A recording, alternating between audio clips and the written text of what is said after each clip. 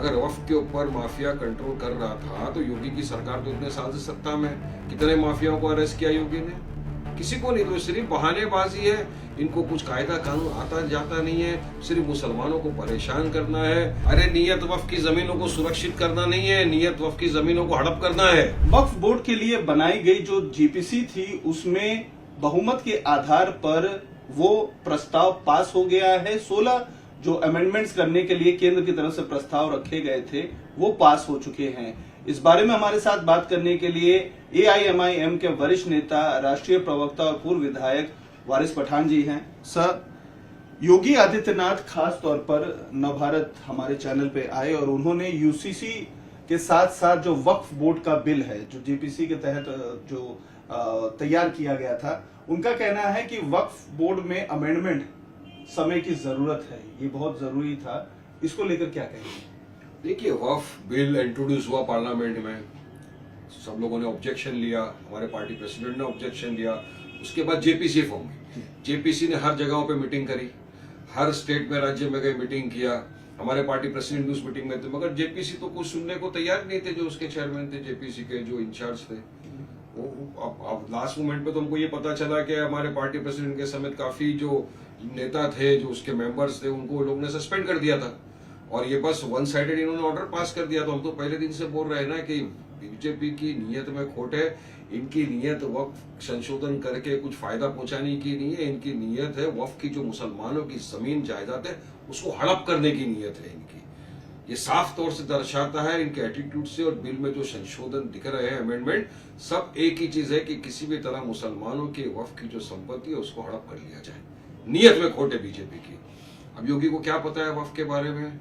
हाँ, वक्फ की जमीनों के ऊपर अभी देखिए ना कितना मगजमारी चालू। वक्फ का तो एक्शन शुरू कर दिया है ये लोगों ने, किस तरह से कर रहे हैं ये लोग। और अभी माफिया की बात कर रहे हैं।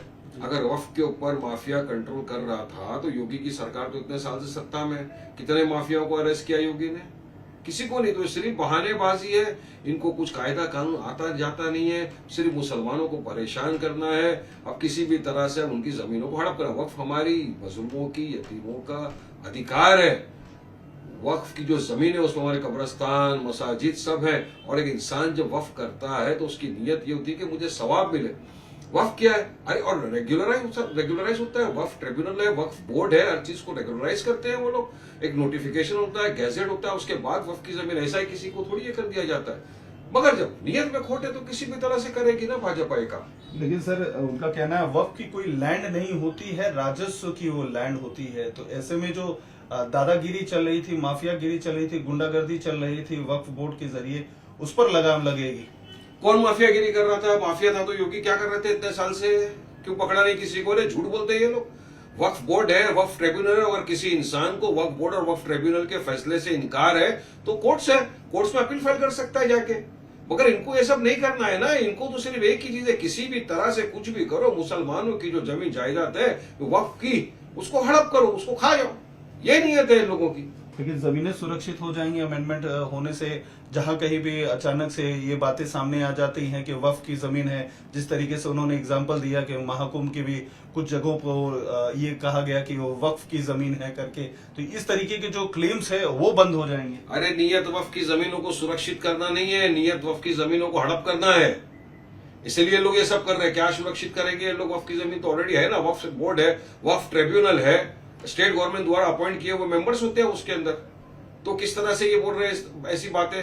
तो नियत में ही खोट अगर है इंसान की कि मुसलमानों की जो संपत्ति है वक्फ की उसको हजम करना, उसको हड़प करना, तो क्या कर सकते हैं। लेकिन यकीन मानिए कि वक्फ का अगर बिल आया तो मैं समझता हूं कि संविधान के दायरे में रहकर पूरे देश भर में आंदोलन होगा इस पे, क्योंकि मुसलमान एक्सेप्ट नहीं करेंगे इस तरह के संशोधन।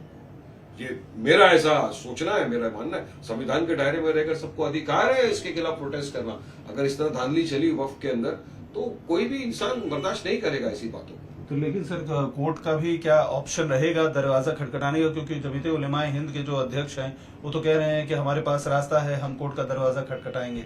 बिल्कुल, कोर्ट का तो रास्ता है ही, कोर्ट में तो जाएंगे। लेकिन मैं समझता हूं कि अगर ये वक्फ का संशोधन बिल आता है, पास हो जाता है, तो मेरे हिसाब से तो काफी देश भर के अंदर संवैधानिक तौर से इसके अंदर प्रोटेस्ट होगा, मुझे ऐसा लगता है। सर लॉ एंड ऑर्डर की सिचुएशंस भी हो सकती है। मैंने कहा ना, संविधान ने अधिकार दिया हर इंसान को प्रोटेस्ट करने का। अगर कोई इंसान को ऐसा लगता है कि सरकार गलत काम कर रही है तो पीसफुल प्रोटेस्ट करने का अधिकार हर इंसान को है, आपको, मुझे, सबको है। तो देश भर के अंदर विरोध होगा, प्रोटेस्ट होगा, संवैधानिक तरीके से होगा। वोट बैंक के स्वार्थ के लिए प्लेसेस ऑफ वर्शिप एक्ट बनाया गया था और उसके लिए खास तौर पर टारगेट बहुसंख्यक थे और वोट बैंक के लिए कांग्रेस ने ये एक्ट बनाया है जिससे जो बहुसंख्यक है देश के उनका सेंटिमेंट हर्ट होता है, ऐसा योगी जी कह रहे हैं प्लेसेस ऑफ वर्शिप एक्ट। सबसे पहले तो मैं आपके माध्यम से रिक्वेस्ट करना चाहूंगा किसी समझदार इंसान को कि वो प्लेसेस ऑफ वर्शिप एक्ट 1991 जो है वो लेकर जाए योगी जी के पास, उनको बिठाकर समझाए कि ये कानून क्या है। कानून ये बोलता है कि 15 अगस्त 1947 तक के जितने भी प्लेसेस ऑफ वर्शिप है, गिरजाघर, गुरुद्वारा, मॉन्यूमेंट, उसका आप नेचर कैरेक्टर बदल नहीं सकते। ये क्यों आया प्लेसेस ऑफ वर्शिप एक्ट? ताकि जो बाबरी एरा में हो रहा था गड़बड़ वो ना हो, आगे देश की गंगा जमनी तहजीब बनी रहे, हिंदू मुसलमानों के अंदर प्यार मोहब्बत बना रहे, आगे से किसी इस तरह की किसी मस्जिद को या किसी गिरजाघर को या किसी कब्रिस्तान को या मॉन्यूमेंट को आप ध्वस्त न कर दो। तो ये एक्ट आया था और दोनों राज्यसभा लोकसभा में चर्चा हुई थी कानून पास होने के पहले। चर्चा में भाजपा ने भी हिस्सा लिया था, जिससे कि चर्चा के बाद में ये कानून बना प्लेसेस ऑफ वर्शिप 1991। लेकिन योगी जी को असल में लोगों के जो मुद्दे हैं उसे ध्यान भटकाना है। लोग पूछ रहे बेरोजगारी के बारे में, उनके पास जवाब नहीं है। लोग पूछ रहे महंगाई तो बढ़ रही है, जवाब नहीं दे सक रहे हैं लोगों को। यूपी के अंदर देखिए कायदा कानून की व्यवस्था क्या हो रही है, उसके लिए उनके पास सवालों के जवाब नहीं है। तो हर सवाल का जवाब से ध्यान भटकाने के लिए योगी जी बस प्लेसेस ऑफ वर्शिप एक्ट और हमारे देश को 1991 के एरा में लेकर ढकेलना चाहते, देश में हिंदू मुसलमान के बीच में डिवाइड क्रिएट करना चाहते, पोलराइज करना चाहते हैं देश के अंदर और नफरत का माहौल क्रिएट करना है। लोग नफरत पैदा करो, अपनी गंदी राजनीति को चमकाओ, यही मंशा है। जो लोग प्लेसेस ऑफ वर्शिप एक्ट को भी नहीं मानते, किसको मानेंगे? पार्लियामेंट में बनाए हुए कायदे को आप नहीं मानते, कानून को नहीं मानते। अब तो सुप्रीम कोर्ट के अंदर हियरिंग चल रही है ना, हियरिंग के चलते हुए इस तरह की टिप्पणियां कर रहे हैं राज्य के मुख्यमंत्री।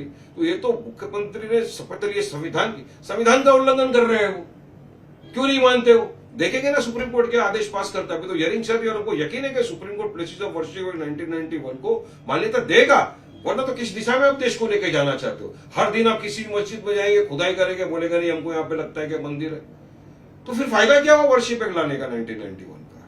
तो ये जो उद्देश्य आया था उसकी मंशा को समझना होगा योगी जी को और उनको मानना होगा कि अब देश में कायदा कानून चलेगा, मन मर्जी नहीं चलेगी, देश आस्था से नहीं चलेगा, देश संविधान से चलेगा, ये मानना पड़ेगा। सर लेकिन अब तो अखिलेश यादव जो कल तक जो व्यवस्थाओं में कमी थी कुंभ के, उसके ऊपर सवाल उठा रहे थे, लेकिन वो भी गए जो है 11 डुबकियां लगा दिए। उन्होंने जो है योगी आदित्यनाथ का कहना है कि उनको सद्बुद्धि आई है, वो लगता है कि उनके जो विचार है मन में जो गलत विचार आते थे खास एक वोट बैंक के लिए, उससे अब वो सही ट्रैक पर जाएंगे। देखिए देश में चल रहा है hard Hindutva, soft Hindutva, race लगी है कौन बड़ा हिंदू। अब एक तो बोल रहे कि मैं जनधारू हिंदू, अब ये भी एक आप देख रहे हैं, पूरा देश देख रहा है कि किस तरह से अभी डुबकियां भी मार रहे हैं, गालियां भी बक रहे हैं, सब कर रहे हैं। और अभी किसी ने तो कहा कि वहां जाने से पाप धुल जाते, तो मैं तो कहूंगा कि भाई पाप धुल गए ना, पाप किया था धुले, अब आगे से पाप मत करो, मत पाप करो कि बार बार जाके आपको डुबकी लगाने की जरूरत पड़े। और पाप में सबसे बड़ा पाप तो लोग जो मुसलमानों के दिलों को रोज ठेस पहुंचा रहे हैं, उससे बड़ा पाप क्या हो सकता है? देश के अराजकता फैला रहे, देश में हिंदू मुसलमान डिवाइड करा रहे हैं, देश की जो गंगा जमनी तहजीब उसको खत्म करने की बात कर, नष्ट करने की बात कर, संविधान को खत्म करने जा रहे।